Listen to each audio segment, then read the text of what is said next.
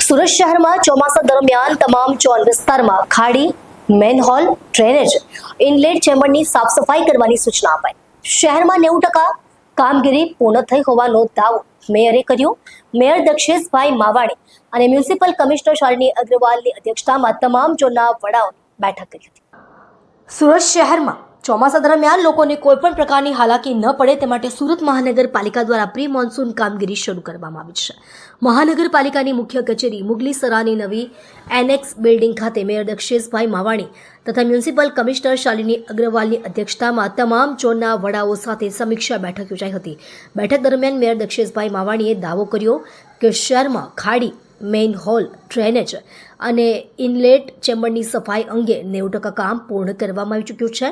ચોમાસાની સિઝનમાં નાની મોટી મુશ્કેલીઓ ટાળવા માટે શહેરના તમામ ઝોન વિસ્તારોમાં સતત સફાઈ કામગીરી ચાલુ રાખવાની પણ સૂચના આપવામાં આવી છે.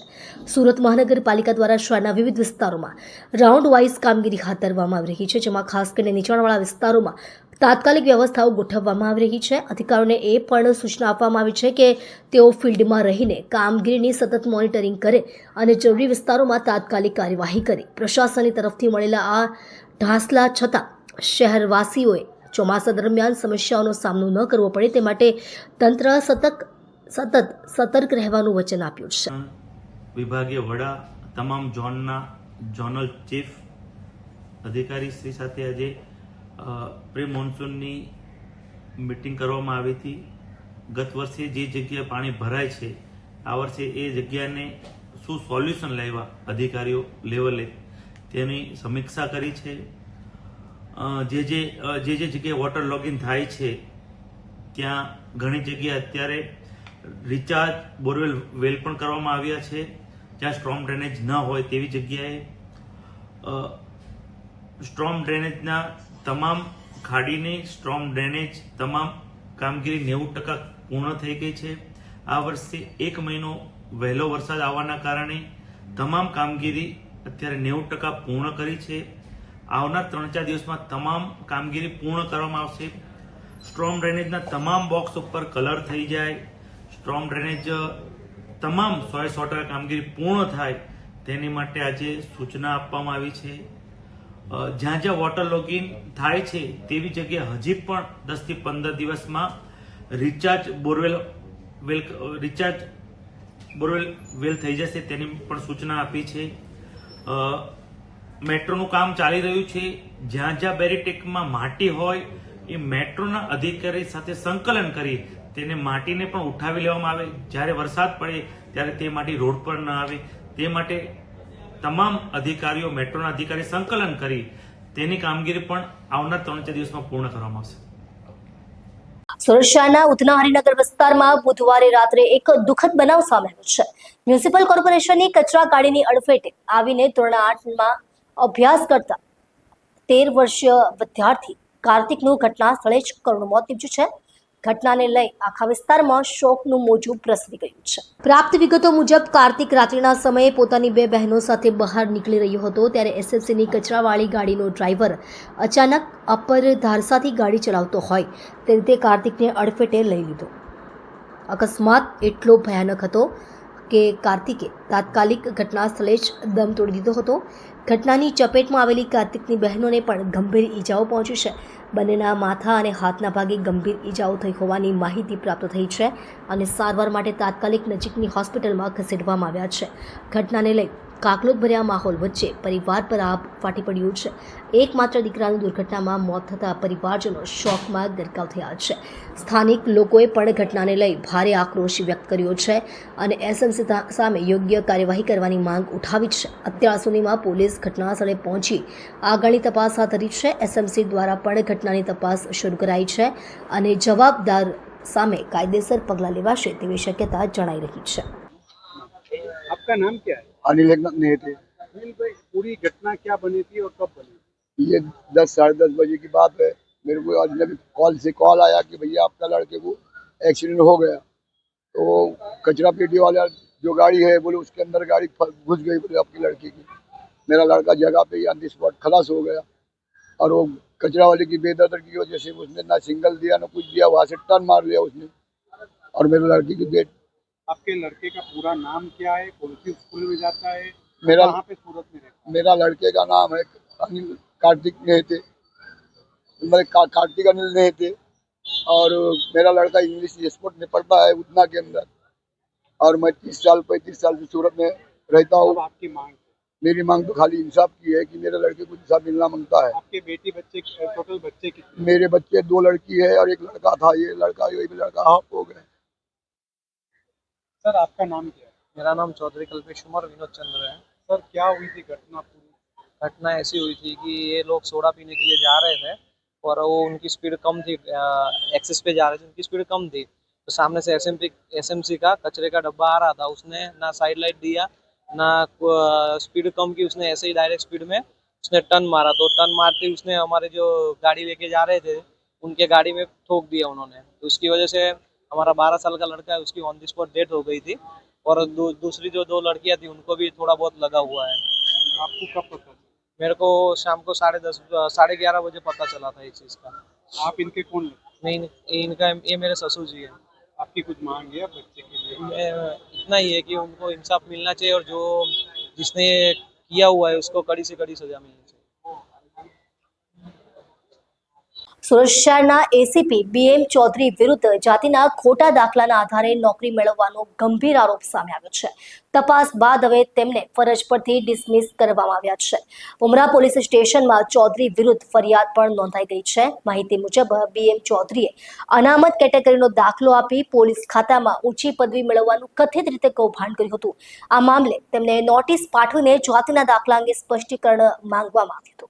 ઉમરા પોલીસ સ્ટેશનમાં એસીપી બીએમ ચૌધરી વિરુદ્ધ ફરિયાદ નોંધાઈ છે. આ ફરિયાદમાં આરોપ છે કે તેમણે નોકરી મેળવવા માટે ખોટા સ્કેડ્યુલાઇડ ટ્રાઇબ એસટી જાતિના પ્રમાણપત્રનો ઉપયોગ કર્યો હતો.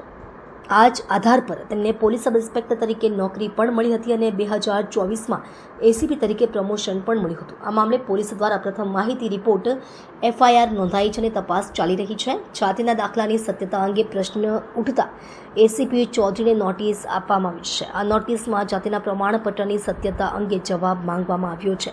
તેમણે આ નોટિસનો યોગ્ય જવાબ આપવો પડશે. જાતિના પ્રમાણપત્રની ખોટી માહિતી આપવી અને તેના આધારે નોકરી મેળવવી ગુનાહિત કૃત્ય ગણાય છે. આ પ્રકારના ગુનાઓ માટે ભારતીય દંડ સંહિતા અને અન્ય કાયદાઓ હેઠળ કડક સજા છે.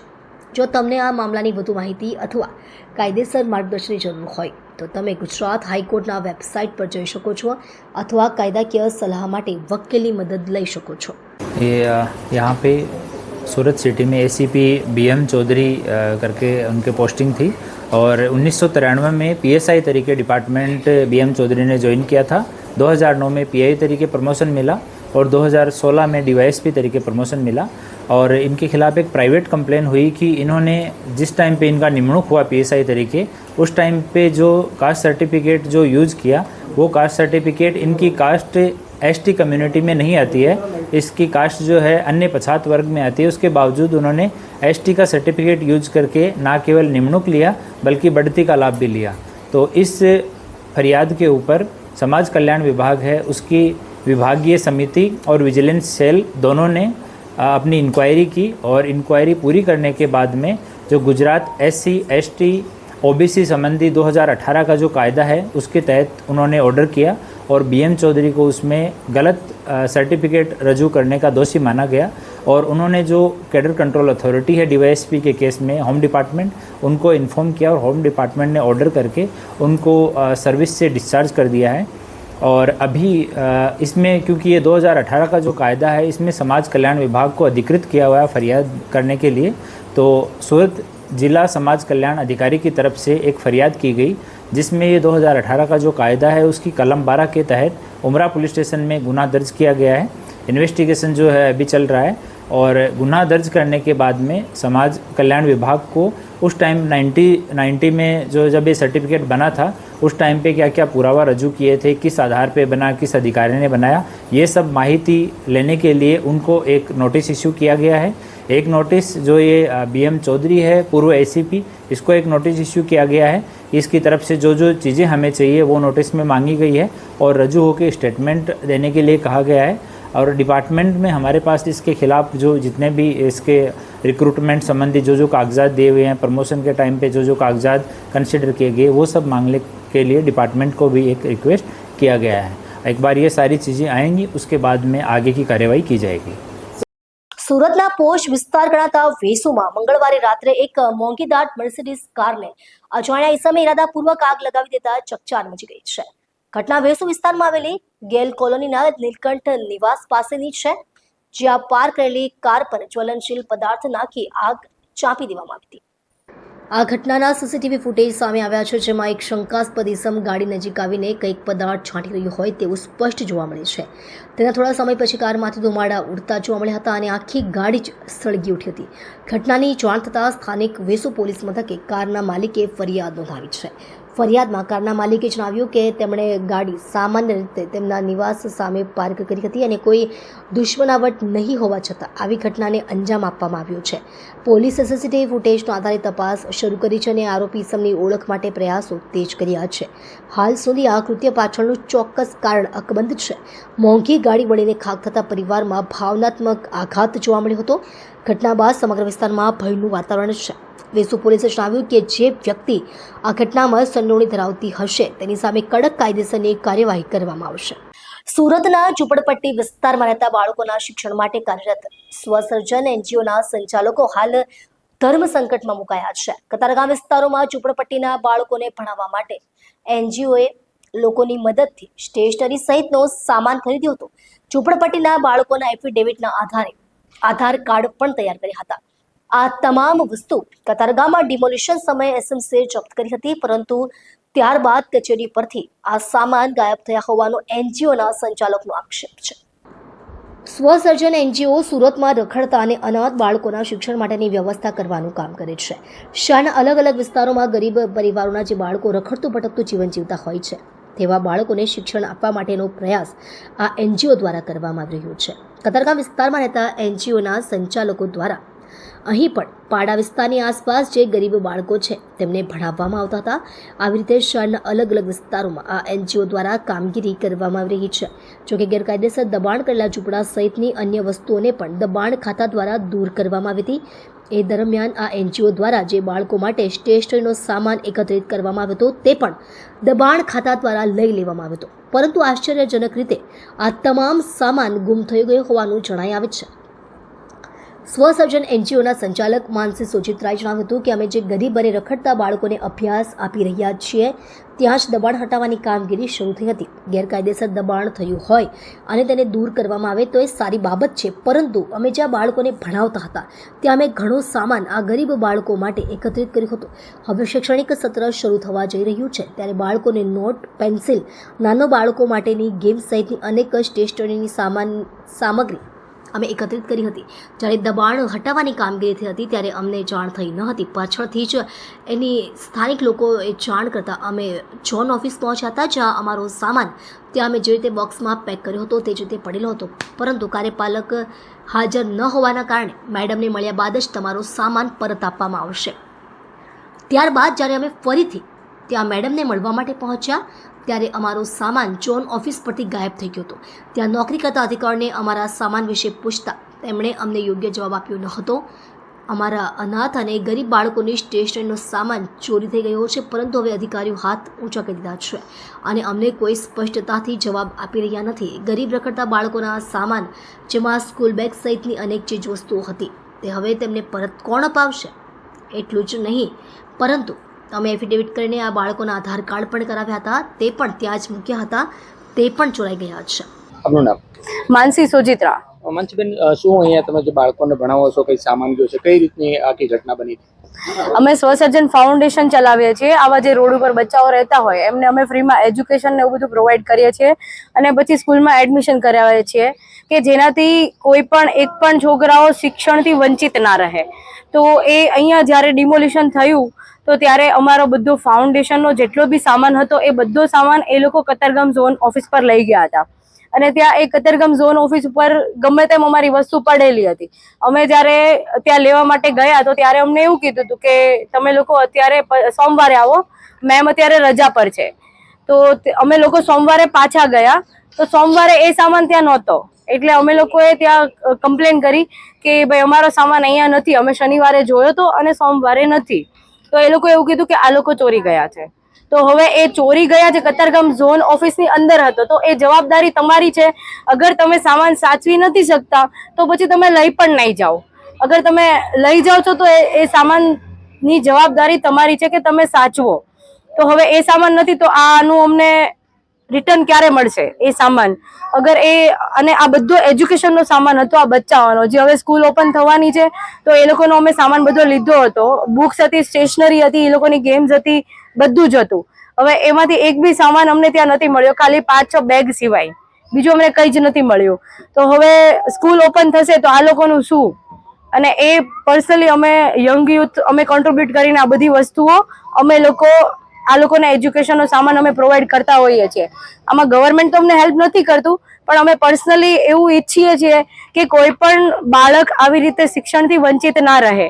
અમે લોકો આવનારી પેઢીને સિક્યોર કરવા જઈ રહ્યા છીએ કે એ લોકો ભવિષ્ય એ લોકોનું સારું બને. તો એટલીસ્ટ અમને આમાં હેલ્પ જોઈએ છે કે તમે મને આવા સામાન જે બી છે એ મને રિટર્ન કરો. અને જો સામાન તમે રિટર્ન નથી કરી શકતા તો પછી એની જેટલી બી કિંમત છે ને એ અમને રિટર્ન કરો. સુરત શહેરના સથાણા વિસ્તારમાં લૂંટ અને મારામારીની ગંભીર ઘટના પ્રકાશમાં આવી છે. પોલીસ સૂત્રોના જણાવ્યા અનુસાર કુખ્યાત ગુનેગાર મનીષ કુકરી અને તેના સાગરીતો મિતેશ ગાબાણી તથા ચિરાગ બોરડાની ધરપકડ કરવામાં આવી છે. ત્રણેય પર હત્યાની કોશિશ અને લૂંટના ગુનાની કડક કાર્યવાહી હાથ ધરવામાં આવી છે. સુરત શહેરના સથાણા વિસ્તારમાં હોટેલ વ્હાઇટ હાઉસમાં ઘટેલી લૂંટ અને હત્યાના પ્રયાસની ઘટનાએ શહેરમાં ચકચાર મચાવી દીધી છે. પોલીસને આ ગુનાની જાણ થતાં જ તરત કાર્યવાહી કરતા ગંભીર કેસનો ભેદ ઉકેલી નાખ્યો છે. 3 આરોપીઓ મનીષ કુકરી, મિતેશ ગાબાણી અને ચિરાગ બોરડાને ઝડપી પાડવામાં આવ્યા છે. ત્રણેયની સામે ગંભીર ગુના નોંધવામાં આવ્યા છે, જેમાં લૂંટ, હુમલો અને હત્યાની કોશિશનો સમાવેશ થાય છે. પોલીસે આરોપીઓની હાજરીમાં ઘટનાની જગ્યાએ રિકન્સ્ટ્રક્શન કરી સમગ્ર ઘટનાક્રમ પુનઃ રજૂ કર્યો હતો. આ કાર્યવાહીથી આરોપીઓની ભૂમિકા સ્પષ્ટ બની હતી અને ગુનાની સચોટ વિગતો બહાર આવી હતી. પોલીસનું કહેવું છે કે રિકન્સ્ટ્રક્શનથી આરોપીઓના નિવેદનો અને સીસીટીવી ફૂટેજ વચ્ચે સમાનતા જોવા મળી છે. મુખ્ય આરોપી મનીષ કુકરી પહેલેથી જ પોલીસને ઓળખીતી શખ્સિયત છે. તેના પર અગાઉ પણ અનેક ગુનાઓ નોંધાયેલા છે, જેમ કે ખંડણી, દુષ્કર્મના પ્રયાસો તથા હુમલા. આરોપી મિતેશ ગાબાણી અને ચિરાગ બોરડા પણ માઇનર ગુનાઓમાં સંડોવાયેલા રહ્યા છે અને ત્રણેય સાથે મળીને શહેરમાં અવારનવાર ગુનાહિત પ્રવૃત્તિઓ કરતા હોવાની માહિતી મળી રહી છે. સુરત મહાનગરપાલિકા સંચાલિત સ્વિમેર હોસ્પિટલમાં એક સાથે વધુ 6 ડોક્ટરોએ રાજીનામા આપ્યા છે. 2 દિવસ પહેલા પણ 6 ડોક્ટરોએ રાજીનામું આપ્યું હતું, જેની નોંધ સ્ટેન્ડિંગ કમિટીમાં સ્થાયી સમિતિ લીધી હતી. આ ડોક્ટરો ખાનગી હોસ્પિટલોમાં વધુ આકર્ષક પગાર અને સુવિધાઓની લાલચે છોડાઈ રહ્યા હોવાનું કહેવામાં આવી રહ્યું છે.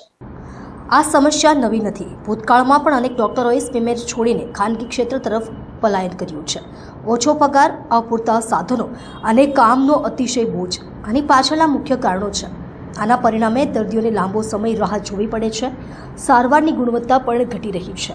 ગરીબ અને મધ્યમ વર્ગના લોકો માટે આશાનું કેન્દ્ર ગણાતા સ્વિમેર હોસ્પિટલમાં આવી પરિસ્થિતિ છે. આરોગ્ય સેવાઓની વિશ્વસનીયતા પર પ્રશ્નચિહ્ન ઊભું કરી રહ્યું છે. સ્વિમેરના વિવિધ વિભાગના વધુ 6 ડોક્ટર રાજીનામાની દરખાસ્ત શાસકો સમક્ષ મૂકવામાં આવી છે. ત્યારે શાસકોએ વિચારવાનું રહેશે કે એક પછી એક તબીબોએ આ રીતે સ્વિમેર હોસ્પિટલ છોડી રહ્યા છે, ત્યારે તેમને રોકવા માટે કેવા પગલાં લેવામાં આવે તે જોવું રહ્યું. સ્વિમેર હોસ્પિટલમાં ખૂબ જ મધ્યમ પરિવારના દર્દીઓની સારવાર થતી હોય છે. અત્યારે જે તબીબોનું રાજીનામા આપ્યા છે તે પોતાના અંગત કારણોસર 1 વર્ષની પહેલા અલગ અલગ સમયે આપ્યા હતા. તેની પ્રોસેસના ભાગરૂપે અત્યારે સ્ટેન્ડિંગમાં આવ્યું છે. સ્ટેન્ડિંગમાં રાજીનામું સ્વીકાર કે નહીં સ્વીકાર સ્ટેન્ડિંગ ચેરમેન શ્રી નક્કી કરશે. પણ અત્યારે સ્વિમેર હોસ્પિટલમાં કોઈ ડોક્ટરની અછત નથી. દર્દીઓને તકલીફ પડે એવું કોઈ અત્યારે કારણ નથી. એટલે તમામ ડોક્ટર અત્યારે ફરજમાં છે અને અત્યારે કોઈ દર્દીઓને પણ કંઈ પ્રોબ્લેમ પડે એવું કોઈ છે નહીં. એટલે તમામ આયોજન સ્વિમેર હોસ્પિટલમાં અમે કર્યું છે. સર, આ તબીબોએ શા માટે રાજીનામા આપ્યા છે? એ પોતાના અંગત કારણોસર રાજીનામા આપ્યા છે. અલગ અલગ સમય 1 થી 1.5 વર્ષ કે 2 વર્ષની અંદર અલગ અલગ ડોક્ટરે અલગ અલગ ટાઈમે રાજીનામા આપ્યા હતા. સર, ડોક્ટરો રાજીનામા સ્વીકાર્યા છે, ત્યારબાદ કોઈ હોસ્પિટલની અગવડતા ન પડે તે માટે કોઈ વ્યવસ્થા? અત્યારે હાલની પરિસ્થિતિમાં કોઈ ફેકલ્ટીમાં ડોક્ટરની અછત નથી. તમામ ફેકલ્ટીઓ અત્યારે કાર્યરત છે. અત્યારે કોઈ દર્દીને એક પણ પ્રકારની તકલીફ પડે એમ નથી.